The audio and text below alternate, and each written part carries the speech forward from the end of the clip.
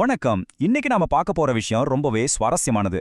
மேற்கத்திய தத்துவத்தோட மாபெரும் சிற்பின்னு சொல்லப்படுற அரிஸ்டாட்டில பத்தின ஒரு முழுமையான விளக்க தொகுப்பு இது. இவருடைய சிந்தனைகள் எந்த அளவுக்கு பிரமாண்டமானவைனா, 2000 ஆண்டுகள் கடந்தும் இன்னைக்கு நாம பயன்படுத்துற பல துறைகளுக்கான அடிப்படை அறிவு வரைபடங்களை உருவாக்குனதே இவர்தாங்க. பகுதி 1. அறிவியலின் தந்தை அரிஸ்டாட்டில். ஒரு தனி மனுஷனா இவரோட அறிவோட எல்லைய நம்மால முழுமையா அளக்கவே முடியாது. தத்துவம், அரசியல், உயிரியல், இலக்கியம், தர்க்கன்னு அவர் தொடாத துறைகளே இல்ல.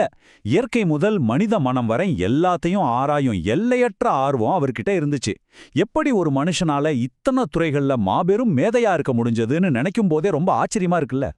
இப்போ பகுதி 2க்கு வருவோம். பிளேட்டோ முதல் அலெக்சாண்டர் வரை. கிமு 384ல கிரேக் நாட்டில் இருக்கிற ஸ்டாகிராங்கிற ஒரு கடலோர ஊர்ல பிறந்தவர் அரிஸ்டாட்டில். தன்னோட 17 வயசுல ஏதென்ஸ்க்கு போறாரு. அங்க புகழ்பெற்ற பிளேட்டோவோட அகாடமியில சேர்ந்து கிட்டத்தட்ட 20 வருஷம் தன்னோட கல்வியை தொடர்றாரு. ஒரு சாதாரண மாணவனா ஆரம்பிச்ச அவரோட பயணம் பின்னாடி உலகையே வென்ற மாமன்னன் அலெக்சாண்டருக்கே குருவா மாறுற அளவுக்கு உயர்ந்து ஒரு மாபெரும் சகாப்தமா மாறுச்சு. இவரோட ஆரம்ப காலத்துல நாம கவனிக்க வேண்டிய ரொம்ப முக்கியமான ஒரு விஷயம் இருக்கு. அவரோட அப்பா நிக்கோமாக்கஸ் மாசிடோனியா அரசரோட அரண்மனை மருத்துவர்.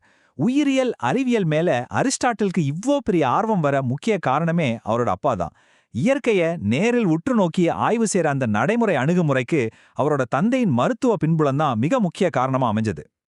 பிளேட்டோவோட அகாடமில 20 வருஷம் படிச்சாலும் அரிஸ்டாட்டில் தான் குருவோட கருத்துக்களை அப்படியே கண்ணு மூடிக்கிட்டு பின்பற்றல. பிளேட்டோ ஒரு கற்பனையான இலட்சிய உலக நம்பினாரு. ஆனா அரிஸ்டாட்டிலோ நம்ம வாழ்ற இந்த யதார்த்தமான உலகத்தை நம்பினாரு.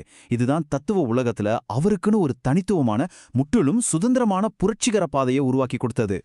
அறிவை தேடி அலைஞ்ச ஒரு மாணவன் பின்னாடி மாமன்னன் அலெக்சாண்டருக்கே ஆசிரியரா மாறினாருன்னு சொன்னேன் இல்லையா? இது வெறும் சாதாரண ஆசிரியர் மாணவர் உறவு இல்லைங்க. அலெக்சாண்டர் உலகை வெல்ல புறப்பட்டப்போ அவர் போன இடமெல்லாம் கிரேக்க சிந்தனைகளும் அரிஸ்டாட்டிலின் அறிவு பார்வையும் சேர்த்தே விதைக்கப்பட்டுச்சு. இது நிஜமாவே வரலாறு நமக்கு சொல்ற ஒரு பெரிய ஆச்சரியம். அடுத்து நம்ம பார்க்க போறது பகுதி 3. உலகை மாற்றிய சிந்தனைகள். வரலாற்றுல இவரோட மிகப்பெரிய சாதனை என்ன தெரியுமா? அதுவரைக்கும் எந்த ஒரு தெளிவான வடிவமும் இல்லாம இருந்த மனித அறிவை தனித்தனி துறைகளா பிரிச்சு ஒரு சூப்பரான கட்டமைப்பை உருவாக்குனது தான். தல்கவியல், அரசியல், உயிரியல், நெறியியல்னு இன்னைக்கு நாம பல பல்கலைக்கழகங்களை பயன்படுத்துற அதே கட்டமைப்பு முறைய முதல்ல உருவாக்குனது இவர்தாங்க. உதாரணத்துக்கு தர்க்கவியல், அதாவது லாஜிக். இப்படி ஒரு புதிய சிந்தனை முறையை உலகுக்கு அறிமுகப்படுத்தினதே அவர்தான். ஒரு விஷயத்தை பத்தி எப்படி முறையா சிந்திக்கணும், உண்மைகளை எப்படி கண்டறியணும்னு வழிகாட்டினாரு. ஒரு விவாதம் தர்க்க ரீதியா சரியா இருக்கான்னு அளவிடுறதுக்கான ஒரு உறுதியான கட்டமைப்பை உருவாக்கினது நம்ம அரிஸ்டாட்டில் தான். தர்க்கவியலை தாண்டி அரசியல்ல ஒரு நல்லாட்சி எப்படி இருக்கணும்னு வரையறுத்ததும் அவர்தான். அதைவிட பெரிய ஆச்சரியம், உயிரியல்ல அவர் செஞ்ச புரட்சி தாங்க. விலங்குகளை ரத்த உள்ளவை, ரத்தம் இல்லாதவைன்னு நேரடி ஆய்வுகள் மூலமா வகைப்படுத்தினாரு. சொல்லப்போனா உயிரியல் வகைப்பாட்டியல்னு நாம இன்னைக்கு சொல்ற அந்த பிரம்மாண்டமான அறிவியல் துறைக்கு அன்னைக்கே அவர் அடித்தளமிட்டுட்டாரு. மனிதர்கள் எப்படிப்பட்ட வாழ்க்கைய வாழணும்னு பேசும்போது அவரோட தத்துவத்தை ரொம்பவே சிம்பிளா ஆனா ஆழமா சொன்னாரு. அளவான வாழ்க்கையே சிறந்த வாழ்க்கை அப்படின்னு சொன்னாரு. உணர்ச்சிகளா இருந்தாலும் சரி, செயல்களா இருந்தாலும் சரி, 2 அதீத நிலைகளுக்கும் நடுவுல இருக்கிற அந்த சரியான நடுநிலைமையை கண்டுபிடிக்கிறது தான் உண்மையான மகிழ்ச்சின்னு அவர் நம்பினாரு. இது ஒரு மிகச்சிறந்த பொற்கோட்பாடு இல்லையா? இப்போ பகுதி 4. இன்றும் வாழும் புத்தகங்கள். பாலிடிக்ஸ், பொயட்டிக்ஸ், நிக்கோமெக்கியனித்திக்ஸ், மெட்டாபிசிக்ஸ்னு பல மிகச்சிறந்த நூல்களை அரிஸ்டாட்டில் படைச்சிருக்காரு. ஆனா இதுல ஒரு ஆச்சரியமான விஷயம் என்ன தெரியுமா? இன்னைக்கு நாம படிக்கிற இந்த நூல்கள் பலதும் அவர் வெளியிடுவதற்காக எழுதுனதே கிடையாது. ஆமாங்க, அவர் தன்னோட மாணவர்களுக்கு பாடம் நடத்த பயன்படுத்தின வெறும் குறிப்புகள் தான் இந்த உலக புகழ்பெற்ற நூல்கள். இதுல உண்மையிலே மலைக்க வைக்கிற ஒரு விஷயம் இருக்கு. 2000 வருஷங்கள் கடந்த பின்னாடியும் மனித அறம் பத்தியும் பிரபஞ்சத்தோட அமைப்பு பத்தியும் அவர் எழுதின அதே நூல்கள் தான் இன்னைக்கு உலகெங்கிலும் உள்ள டாப் பல்கலைக்கழகங்கள்ல தீவிரமா கற்பிக்கப்பட்டு வருது. இதுதான் காலத்தை வென்ற அவரோட சிந்தனைக்கு சிறந்த சான்று. இறுதியா நாம பார்க்க போறது பகுதி 5, அழியாத வரலாற்று மரபு.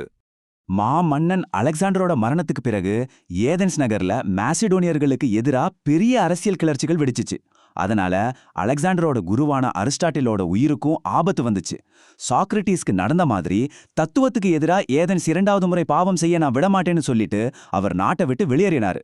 அதன் பின் கொஞ்ச காலத்திலேயே கிமு 322ல அவர் காலமானார். அவரோட உடல் அழிஞ்சாலும் அவர் விட்டு சென்ற அறிவு பொக்கிஷம் மெல்ல மெல்ல உலகை ஆளத் தொடங்குச்சு. அவர் உருவாக்கின சிந்தனை முறைகள் தான் இஸ்லாமிய பொற்காலத்துக்கும் ஐரோப்பிய மறுமலர்ச்சிக்கும் வித்திட்டுச்சு. இன்னைக்கு நாம பார்க்கிற நவீன அறிவியல், கல்வி முறை, தத்துவ வளர்ச்சி இது எல்லாத்துக்கும் ஆணிவேரா மாறினது அவரோட அந்த சிந்தனைகள் தான். வரலாற்றுல அவரை நாம அறிவியல் சிந்தனையின் தந்தைன்னு கொண்டாடுறோம். ஆனா இந்த விளக்கப்பதிவை முடிக்கிறதுக்கு முன்னாடி உங்களை யோசிக்க வைக்கிற ஒரு கேள்வியை கேட்கிறேன்.